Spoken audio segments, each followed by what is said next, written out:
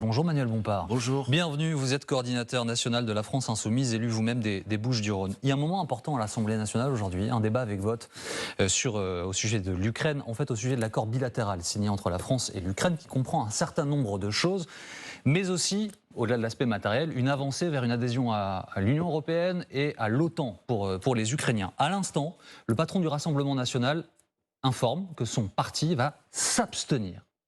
Est-ce que la France Insoumise va voter pour, contre, ou est-ce que la France Insoumise s'abstiendra? D'abord, je vais vous dire que ce vote a une dimension de mascarade, parce qu'en réalité, vous l'avez dit vous-même, officiellement, on est censé voter sur un accord bilatéral entre la France et l'Ukraine, alors que cet accord a déjà été ratifié par le président de la République. Donc ce vote n'est pas contraignant. Si une majorité de députés cet après-midi rejette cet accord bilatéral, pour autant l'accord a déjà été signé.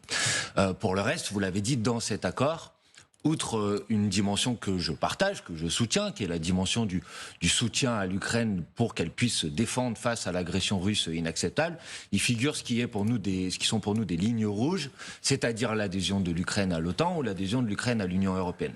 Et à partir de ce moment-là, on aura une réunion de groupe ce matin. Je ne vais pas vous dire quelle sera précisément notre position. Vous savez pas encore ce matin. Non, mais ce que je vais vous dire, c'est que à partir du moment où il y a ces lignes rouges, je ne vois pas comment nous pourrions voter positivement cet après-midi sur cet accord. Donc ça veut dire que vous allez vous abstenir ou voter contre? Je pense que personnellement, je défendrai l'idée qu'il faut s'y opposer, mais je souhaite que notre réunion de groupe de ce matin puisse définir notre position de vote.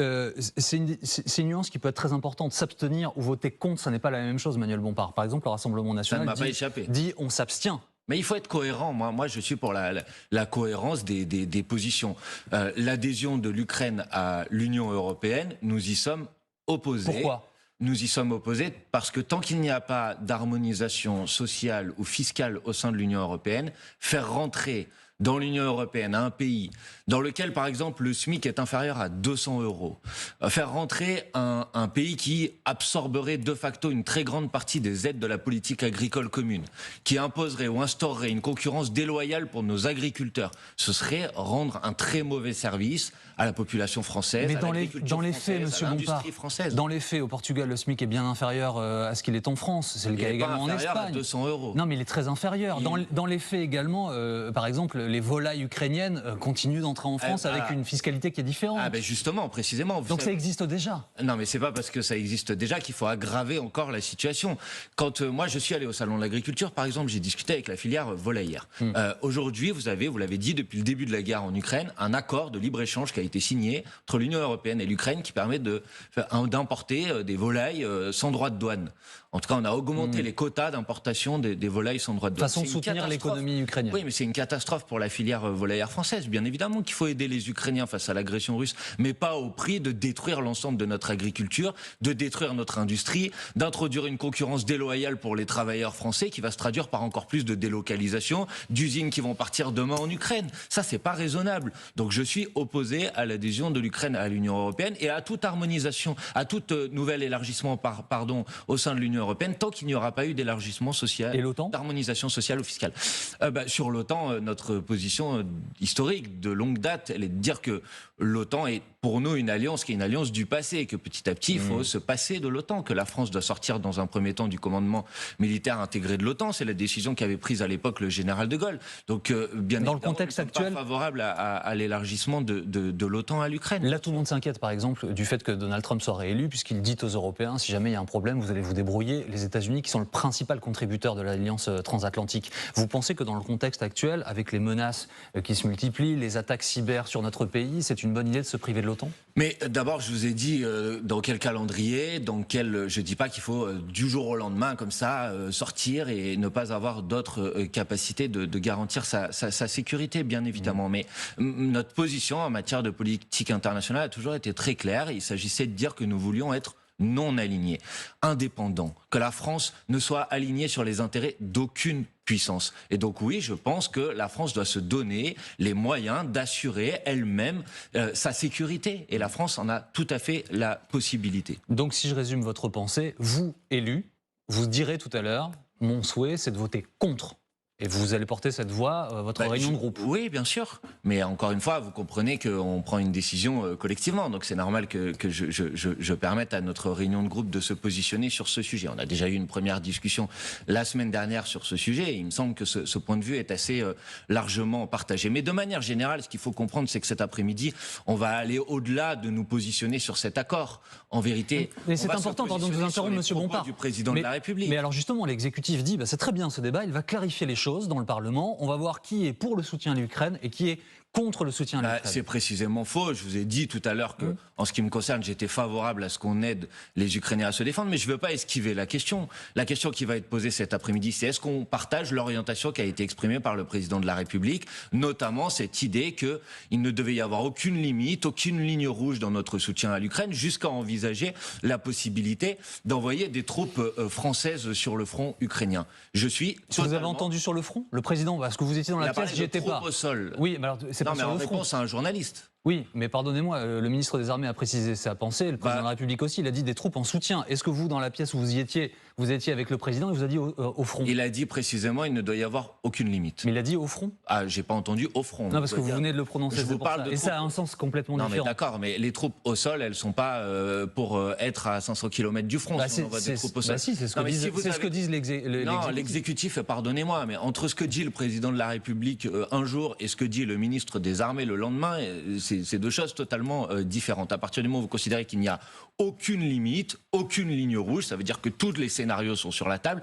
y celui d'envoyer des troupes pour aller se battre sur le front entre l'Ukraine et la Russie. Non, ils ne disent pas l'inverse. Pardonnez-moi, monsieur Le Cornu a précisé. Non, mais j'ai entendu que monsieur Le Cornu dit l'inverse de monsieur Macron. Ça, je l'ai entendu. Mais donc, monsieur Macron vous a dit, c'était le sens de ma question, monsieur Bompard, vous étiez dans la pièce, il vous a dit pour aller se battre. Je ne veux pas faire dire à Emmanuel Macron l'inverse de ce qu'il a prononcé. Mais vous êtes d'accord avec moi qu'il a assumé des propos qui consistent à dire qu'il ne doit y avoir aucune limite à l'engagement de la France en soutien à la population ukrainienne. Chacun en tirera les conclusions qu'il a envie de tirer. Pour ma part, je suis opposé à l'idée que la France cherche à être en quelque sorte le leader du camp de la guerre. Et je pense qu'au contraire, la France devrait prendre la tête du camp de la paix. Et comment on fait alors?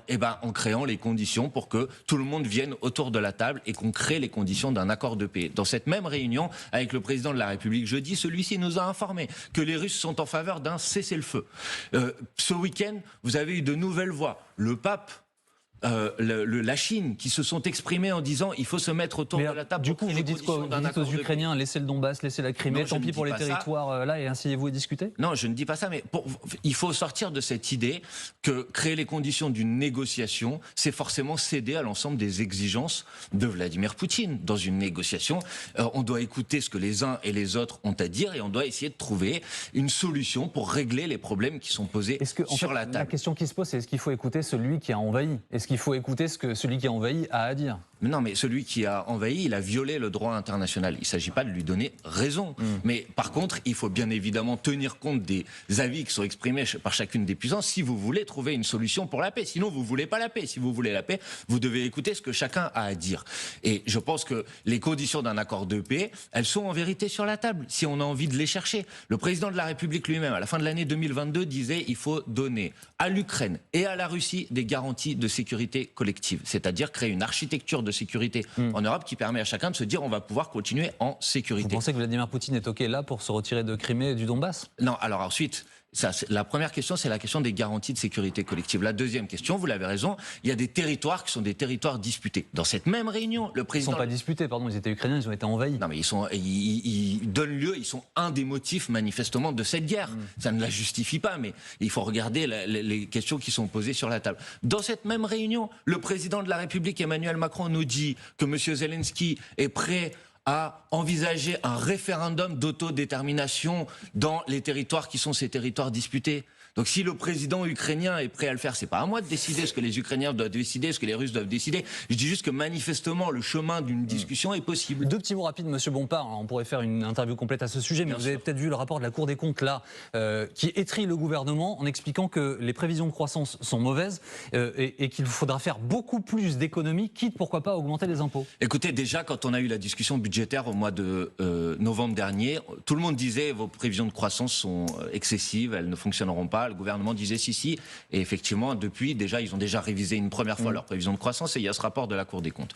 Donc, ensuite, une fois qu'on est face à cette situation, la question c'est comment on la règle. Alors, certains pensent que c'est en coupant encore dans les dépenses publiques. Je pense que c'est une grave erreur. Réduire les budgets, par exemple, pour la rénovation thermique des logements, pour l'éducation, à mon avis, c'est renforcer encore les difficultés parce que ça va se traduire par l'austérité produit de la régression économique et c'est un cercle vicieux. La question qui nous est posée, c'est plutôt comment on fait en sorte d'avoir des ressources supplémentaires. Et les ressources supplémentaires, on sait où on peut aller les chercher. La taxe sur les super profits, c'est entre 10 et 20 milliards d'euros de recettes supplémentaires pour le budget de l'État. Rétablir un impôt de solidarité sur la fortune, c'est entre 5 et 10 milliards d'euros supplémentaires pour le budget de l'État. Il y a 250 milliards d'euros chaque année qui est donné par l'État aux entreprises et notamment aux grandes entreprises sans aucune contrepartie. Et dans le même temps, ces grandes entreprises, elles ont atteint cette année un record historique de dividendes, quasiment 100 milliards d'euros. Donc oui, bien sûr, il y a cette situation économique, mais si on veut la régler, il y a plusieurs solutions. Il y a ceux qui pensent qu'il faut réduire les dépenses publiques, et c'est pas mon cas, et il y a ceux qui pensent qu'il faut au contraire augmenter les ressources. Un tout dernier mot rapidement, s'il vous plaît.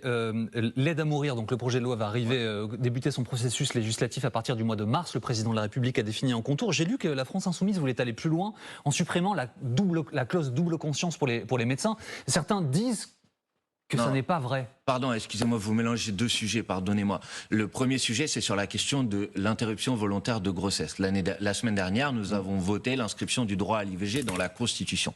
Or, aujourd'hui, il existe une double clause de conscience pour les médecins sur la question de l'IVG, c'est-à-dire la clause de conscience générale. Et ensuite, il y a une clause de conscience spécifique. Effectivement, il est question de l'IVG. Donc ça, nous sommes favorables à la suppression de cette clause de conscience spécifique, mais qu'ensuite, les médecins conservent une clause de conscience sur l'ensemble des sujets. Et sur l'aide à mourir, pardonnez-moi. Quant à la question d'un projet de loi sur la fin de vie, c'est une longue revendication que nous portons, y compris avec Jean-Luc Mélenchon depuis l'élection présidentielle de 2012. Je veux que les gens qui nous comprennent, parce que c'est un sujet sensible, qui touche parfois à l'intime, je veux que les gens qui nous écoutent comprennent juste une chose. Il s'agit de donner une liberté supplémentaire à des gens. Il ne s'agit pas de les contraindre. Une personne qui n'a pas envie... Vous accompagnerez ce texte. Je suis favorable à ce qu'on permette à donner à chaque individu la liberté ultime. Et la liberté ultime, c'est de pouvoir choisir du moment de la fin de sa vie. Mais encore une fois, c'est une liberté. Ce n'est pas une obligation si vous êtes contre, parce que votre conviction personnelle, spirituelle, fait que vous n'avez pas envie, vous n'allez pas être contraint de le faire. Ça me paraît important de préciser ce sujet. Désolé, on était pressé, effectivement. Non, je vous en prie. 2 en 1. C'est pas grave. Merci, Monsieur Bompard. Merci à vous.